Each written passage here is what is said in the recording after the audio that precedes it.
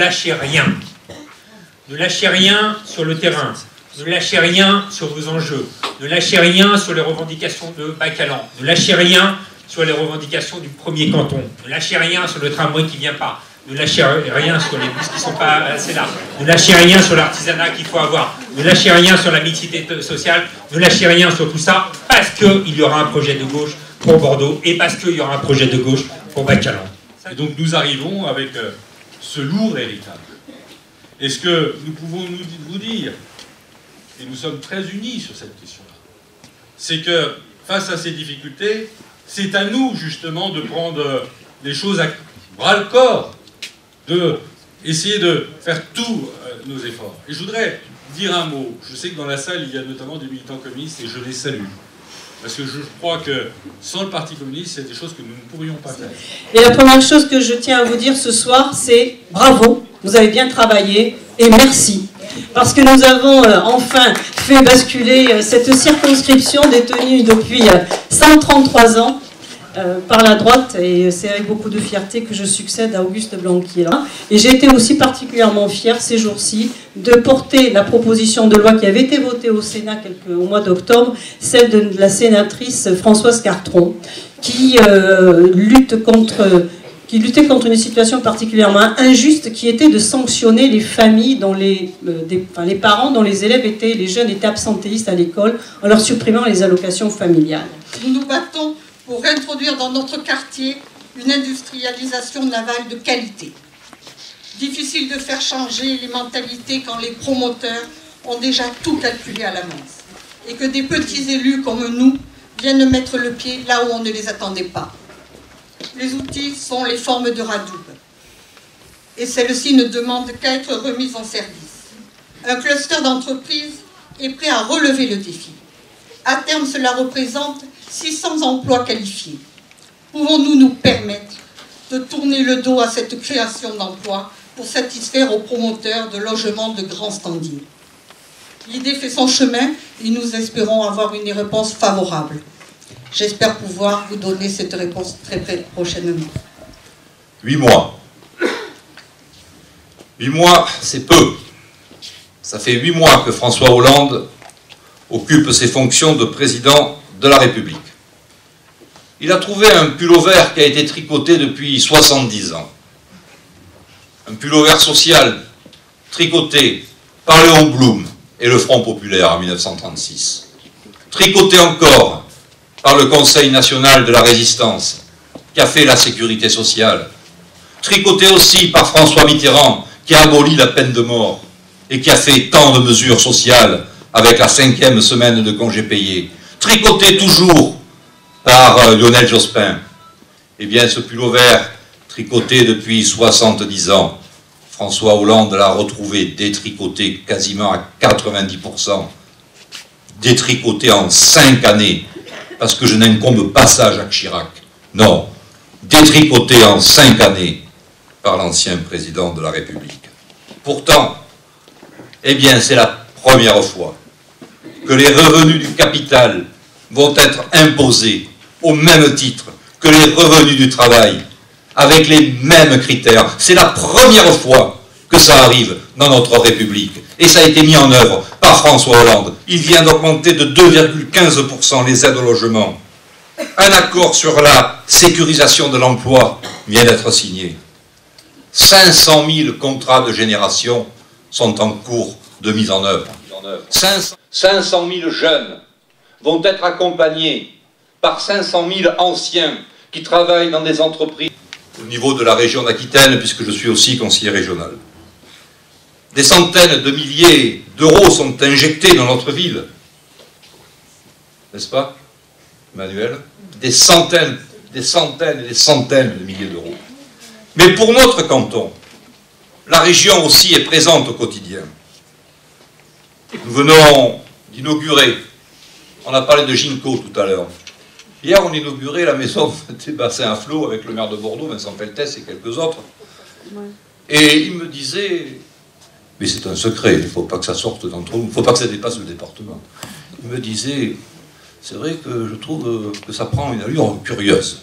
Bon, enfin, en attendant, on a fait une chaudière, une chaufferie biomasse, qui est alimentée avec des granulés de bois, et bien avec un système de boucle d'eau qui, l'été, rafraîchit et qui, l'hiver, réchauffe.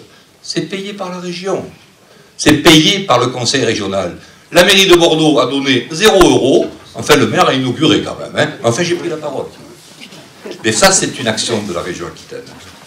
Ici, à l'emplacement de l'ancien ABC, nous avons inauguré il y a quelque temps le laboratoire de taxidermie et d'entretien du Muséum d'histoire naturelle de Bordeaux. C'est ici, chez nous, que ça se fait. La région a très largement financé cette action. Très largement financé cette action. Et puis, il y a la restauration des vivres de la marine. Vous savez, à l'entrée de Bacalan, rue Achard, c'est encore, je crois, à cet endroit-là, le quai de Bacalan, juste à la fin. Cet ensemble du XVIIIe siècle, classé par mon prédécesseur Marc Boeuf et par moi-même, alors que j'étais président de la Fédération archéologique de la Gironde, aujourd'hui il aurait été démoli, si ce n'était pas le cas. Il est mis à la disposition de Jean-François Buisson, le fameux sculpteur que nous connaissons tous. Eh bien, on restaure actuellement les 2 pavillons du XVIIIe siècle, qui appartiennent à la ville, mis à disposition de M. Buisson, financés par l'État, l'Europe et la région. La ville, à qui ça appartient, 0 €. Et puis, il y a aussi le logement, l'habitat, la précarité pour améliorer le logement qui existe, 1 100 000 €. L'économie solidaire, 41 500 €. Le développement durable, la citoyenneté, 26 360 €. L'opération des opérations institutionnelles, les subventions que nous donnons aux ports, aux grands ports maritimes, 232 000 €. Et les programmes locaux de citoyenneté, 123 000 €. De l'argent qui, d'ailleurs, le programme local de citoyenneté finance en partie le journal de Bacalan, c'est avec cet argent, en partie donné par le Conseil général. Et puis, combien d'argent nous donnons, Daniel, à la ville de Bordeaux dans le cadre d'actions? Et la ville de Bordeaux négocie ça avec les services et donne cet argent aux associations. Personne ne sait qu'une grande partie de ces fonds sont donnés par nous et votés à la commission permanente. Je crois que tout cela suffit. Il va falloir que ça soit organisé différemment. On y travaille. On travaille au conseil cantonal de citoyenneté pour que ce soit nous qui convoquions la ville de Bordeaux et qui disons: eh bien, on financera telle association, telle opération, et on demandera à nos associations cantonales de nous faire des projets. Et c'est nous qui proposerons et c'est nous qui financerons. Parce que c'est notre argent, c'est votre argent, mais géré par le département. Il est normal que la lisibilité de son utilisation soit faite par les citoyennes et les citoyens et qu'ils sachent que c'est le département. Nous décidons. Bien, cette année, chers amis, j'ai décidé de donner 30 000 € pour la réfection de la salle Gouffran. Vous savez que les salles polyvalentes, ici, on a attendu 60 ans pour avoir celle-là. Celle de Gouffran, elle date des années 20. Elle est très endommagée. Eh bien, 30 000 € pour la restaurer. C'est moi qui donne. Parc de Bacalan, à côté, j'ai déjà donné pour l'aménagement pour les enfants. On l'agrandit. Je redonne 20 000 €. L'école du Paty, 20 000 €. Et puis la RPA de la Lumineuse pour les personnes âgées, 10 000 € pour alimenter, pour aménager. Sanitaire pour les handicapés. La RPA charge pas beaucoup, 1 420 €, mais pour installer Internet, car il est normal que les personnes âgées puissent se servir des technologies nouvelles.